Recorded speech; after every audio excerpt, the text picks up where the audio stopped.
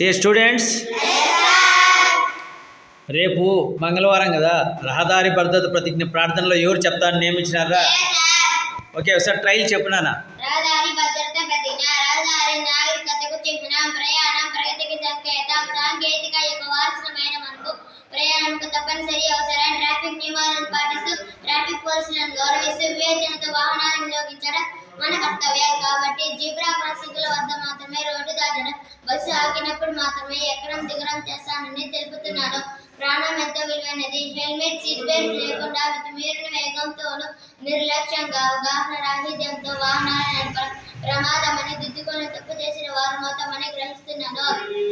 తగిన వయసు లేకుండా, లైసెన్స్ లేకుండా, సెల్ ఫోన్లో మాట్లాడుతూ మత్తు పదార్థాలు సేవించి వాహనాలను నడపడం జీవితాలను నాశనం చేస్తూ ప్రచారం చేశాను. రహదారులు నిర్ణయించే చెట్లతో మెరిసిపోవాలి తప్ప రక్తపు మార్కులతో తడిచిపోకూడదని విజ్ఞతతో వ్యవహరిస్తామని ఆత్మసాక్షిగా ప్రమాణం చేస్తున్నాను. Very good Janardhan.